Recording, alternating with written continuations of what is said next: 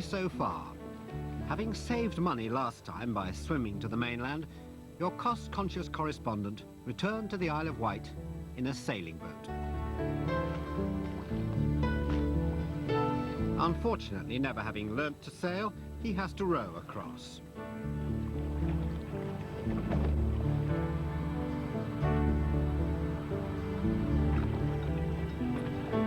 Luckily, he finds a hotel he can row right up to. Now read on. Hello? Forgot the right address. Is this the Zoron guest house? It is, sir. Have you a boat park? We have the beach over there, which is a safe sheltered mooring for you. Okay, if I can get to it. So I just put it in there beside that That's dinghy. fine, that's excellent. Okay. Sure. It's a long way from Liverpool, I tell you. Paul Trequare and his wife Wendy are my hosts for the week. Hello. Hello. Come on in. You've got a booking for me, I hope. Yes, come on in. I'm not rowing back, I tell you. All right. I'll just show you around first, all right? Okay, great. Oh, this is nice. Right, this is where you have your breakfast. Yeah. Full English breakfast. I'll do it 8:30, all right? Knock on your door 8 o'clock. 8:30, I'll be up much earlier than that. No. I'm a Right, working man. this is the guest lounge. Yeah. Right, this is where your cabin is. All right. Watch the stairs. It's a bit deadly, these. Oh, mind my head too. Soon get used to it. Ah. This is your cabin. You get a key to your cabin door and one to the front door. Oh, thanks. Okay. Cozy. Lovely. Thank you like- very much. That's all right. Would you like a cup of tea or coffee? Yes, a cup of tea would be great. Right. Thanks very I'll much. put it upstairs for you. Okay. See you up there. Oh! It's very cosy below decks, but I have to remember this was built as a motor torpedo boat, and the torpedoes were clearly shorter than I am.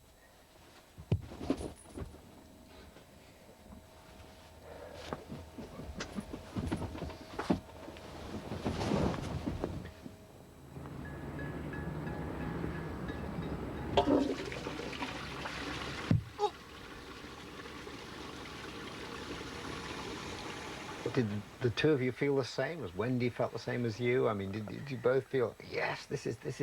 I'm just interested as to how somebody changes their life and suddenly takes over a place like this. I mean, if I said to my wife, she'd say, well, it's a nice idea, but...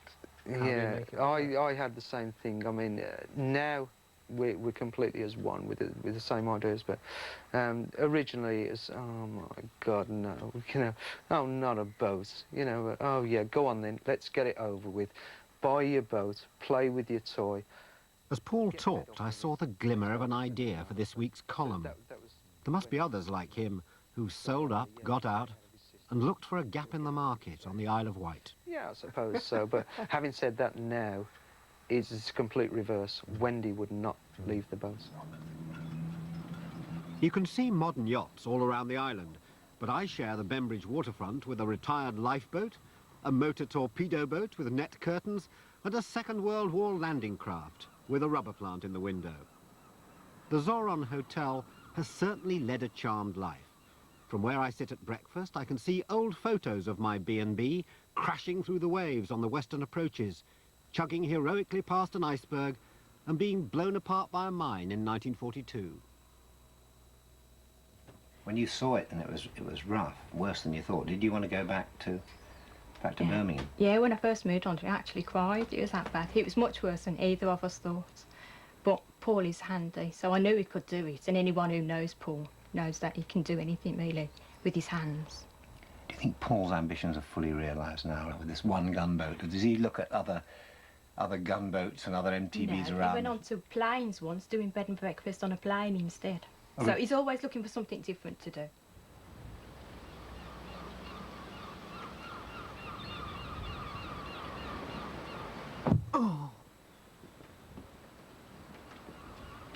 The weather was beginning to turn nasty, and all but the most intrepid yachts had cleared the harbour as I cycled off next morning. I'd arranged to meet my editor by the banks of the Medina River. Feedback from last week's column was already coming in. So shall I take those? Yes, if you'd like to take these and have a look through them, and then maybe the things you can follow up for the next column in them. And What I wanted to know was whether you considered Miss Dorothy Wright's position as tipster for the county press. I mean, Well, I've heard since then she's had even more success. Has she really? Yes. Well, perhaps I'll have a tipster for myself, but I don't know about for the county press. Do you have a racing column? No, we don't. I mean, there was no racecourse on the island. There was, in days gone by, along the Newport to Ryde Road, which is known as the racecourse. Peter, I thought what I might do this week is do something about people who come over from the mainland or retire to the Isle of Wight and get a new job. So people who find a gap in the market. I think it's a good idea, yes. I mean, there's a lot of people who do that. There's a lot of people who come over here. I suppose the majority of them try the hotel business in some form or another, either set up guest houses or hotels. Yeah. We found a hotel which is actually set up by somebody who did exactly that.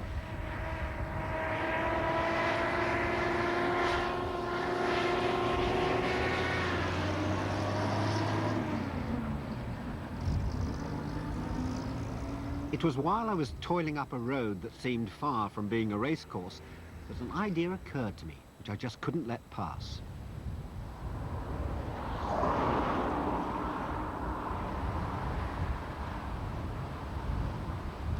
If the county press wouldn't make my last week's landlady Dorothy Wright racing correspondent, they could jolly well make her transport correspondent instead.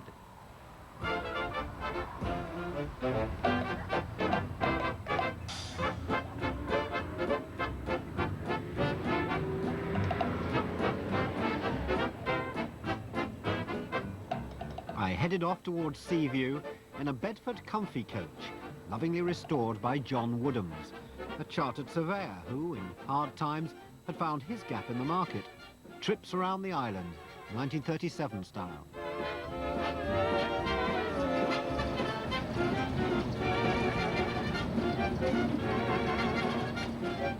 Today there was only one other passenger. Your transport for the day. Do you approve? Oh, yeah. I can't believe it. Come on. Come on. You gotta I get really on. can't. Whatever's happening. Bit old, but What? it's very comfy and just for you and me. Very nice. On you get. This is John, who's our driver. How do you do? Right, off we go then.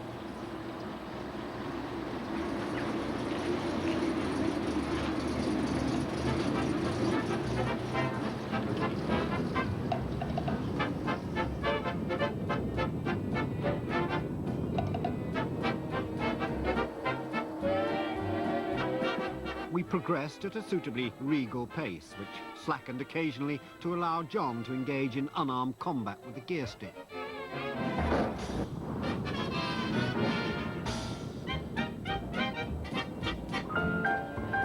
Did you read the article in the county I press? did.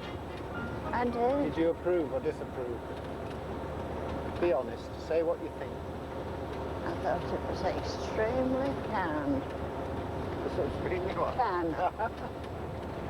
You're a very kind person. I couldn't be... If I said what I thought, you was surprised. I've never known such kindness. Oh. Because, no, listen. But our trainee transport correspondent would not be put off until she'd done the job thoroughly. We duly boarded the only ocean-going paddle steamer in the world, the SS Waverley.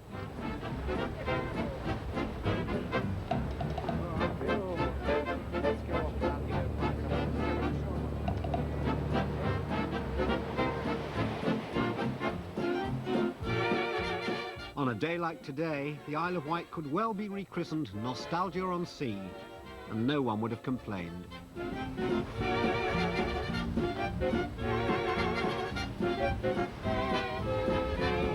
should have been a member of the royal family. You're very good in the royal family. What do you mean about me? No. Well, you're good at meeting people. You tell a good story. You've got a natural dignity. And you look a bit regal. Ooh. Ooh.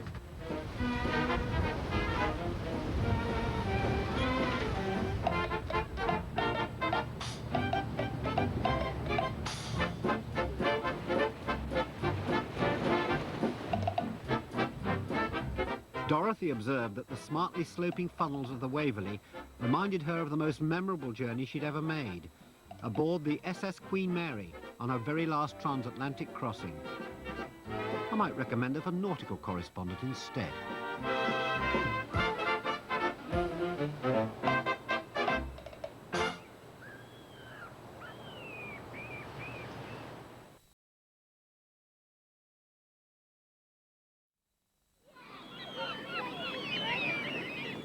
If you like the sound of the Isle of Wight, phone 071 202 2797 for your free holiday guide.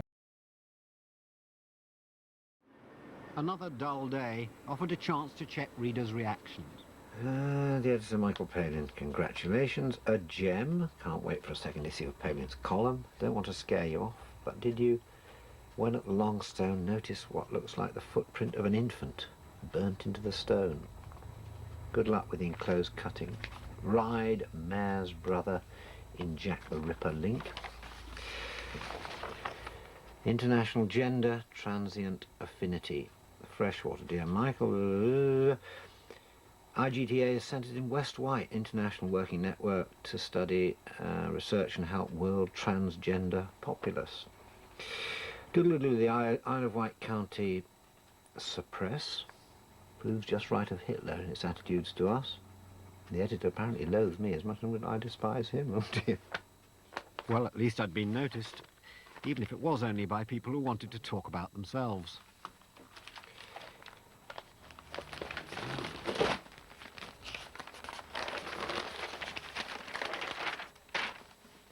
It was while looking again at my first column that I found a possible story for the second.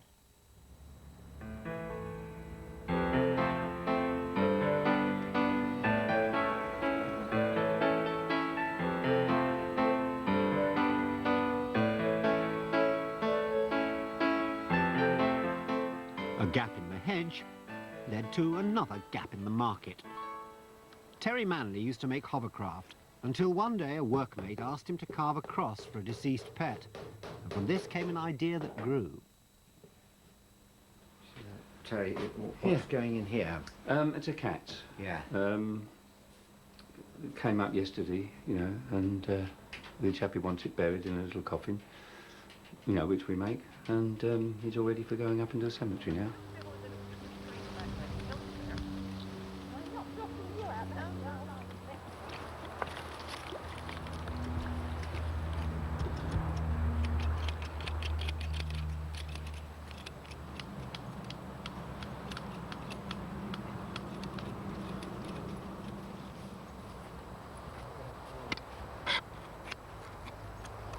Do you still feel very emotional about?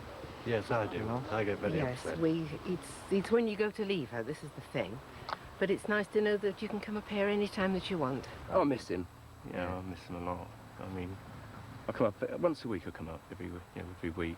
Yeah. But yeah, I miss him because he's a good companion. He's a marvelous dog he was.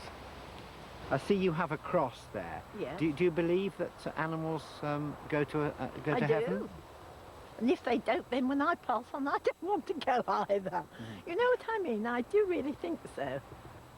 We're pleased that we've got Oliver buried here, and we think from his point of view that he'd be very, very pleased that he's buried next to Crumpet because it was one of his favourite pastimes.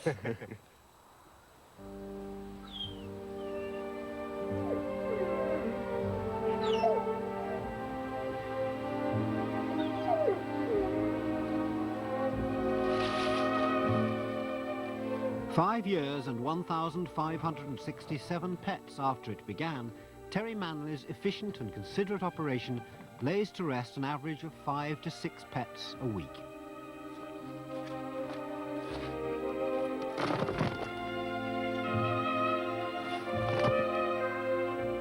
No pet is too lowly to be dealt with. Terry has buried an 18-stone St. Bernard, but says he'd do the same for a stick insect. What's all this? Martin Simpson deals with animals which have been dead for rather longer, 115 million years in some cases. I followed him along Compton Beach at one of the lowest tides of the summer, which revealed the extraordinary remains of a prehistoric forest and its dinosaur inhabitants, which make the Isle of Wight Europe's Jurassic Park. See, quite a nice one. So you can actually stand in the footprint that was made by a dinosaur. You can see the toes quite clearly on this one. Yeah, yeah. So this one was going that way. Size 17, I'd say. A baby. Continental 103. Yeah, so you can actually stand up. That's right. There you go. Yeah. Yeah, that's extraordinary.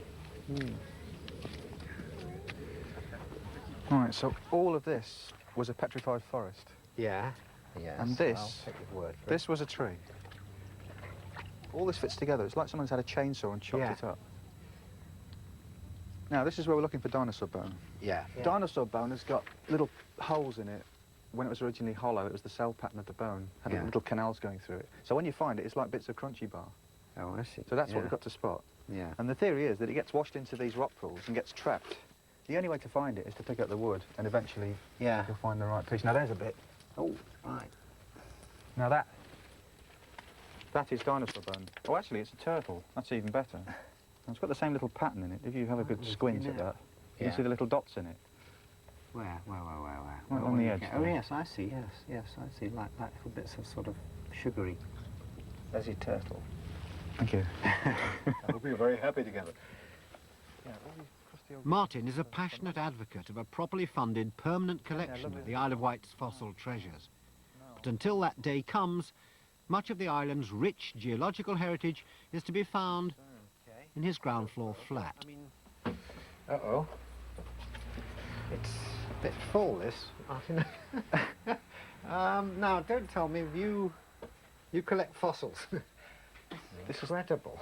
The problem is... God, Martin, they're everywhere. Yeah. How does this affect your personal life? I mean, do you live here with anybody, or have you... Not at the moment, no. If you invite someone in for coffee, it's a problem, because you can't find the kitchen. But I mean, I'm all for enthusiasm. This is kind of obsessive. I mean, it's sort of your life must be totally given over to this. Do you have any other life?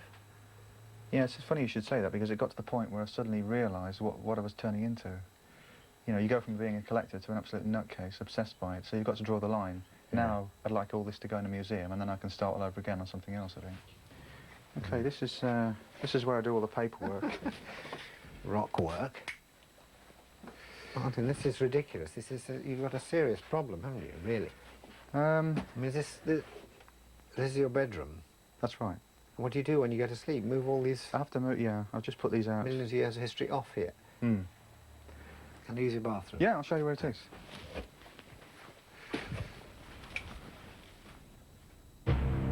Oh, my God! You have to sacrifice relationships to live in a place like this. You do a bit, yeah. At the moment, I'm quite happy like this, because I have to eat out every night in the pub. I was living with somebody for a while, and she didn't really respect all this. It was just a pile of rock. Yeah. So one day she said, it's either me or the fossils. One of us has got to go. Yeah. So she went. Well, there you are. At his shop in Arraton County Craft Village, the scene is very different. Here, Martin tries to make money to pay for his geological studies, and the fossils are all clean and spruced up.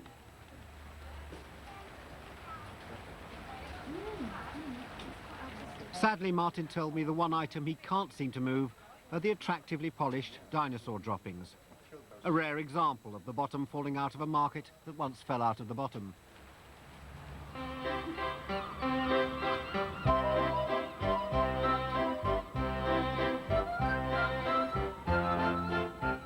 A floating hotel is all well and good, but sometimes you want to do more than just float. My eyes began to turn enviously towards the hallowed confines of the Bembridge Sailing Club. Founded 1888, and not for the hoi polloi. The Commodore lives in a converted railway station. It was here I reported for lessons. Would I have to be a member of the club? Not to begin with, but we hope you like it so much that you would want to join and bring your family with you. I've always been rather intimidated by yachting clubs. They seem to be very sort of exclusive, and you have it's who you know, it's how you get in and all that. Wow. And I don't know if that's the image of Bembridge, is it?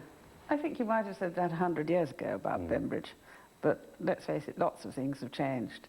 And whereas even 30 years ago, children weren't made very welcome at the sailing club because there were lots of nannies taking the children to the beach and things, now the parents are looking after their own children and they all come and join in optimists from the age of 6.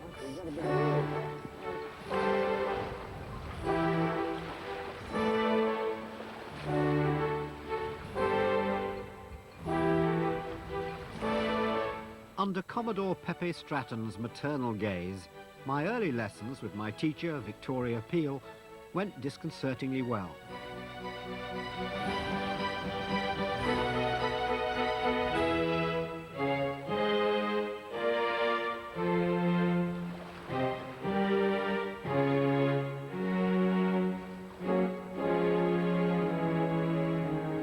I was wondering if it wasn't too late to enter the Whitbread round-the-world yacht race when a storm of storms hit the island.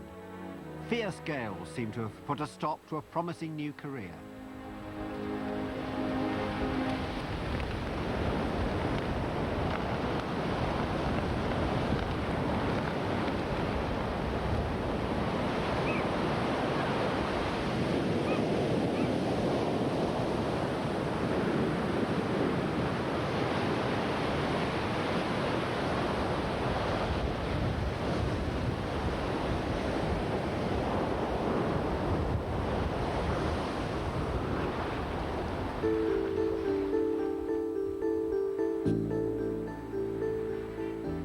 Then, just as the deadline for my second column approached, the wind dropped.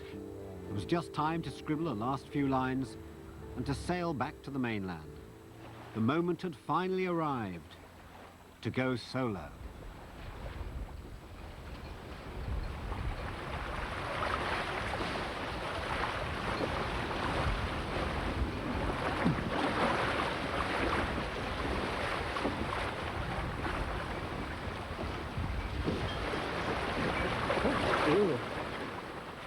But this week, for some reason, the Isle of Wight seemed strangely reluctant to part with me.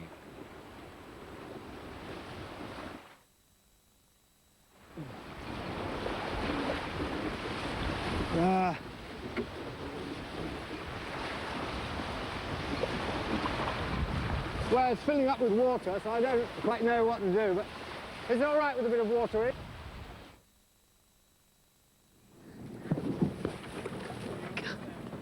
I can't get the sail. I mean, it's sort of sinking. Hey guys, Digby, what we really need is...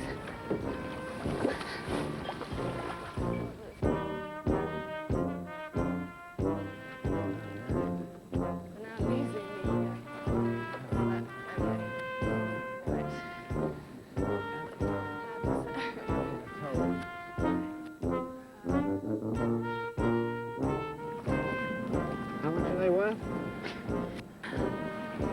I don't even want to think how much this one is.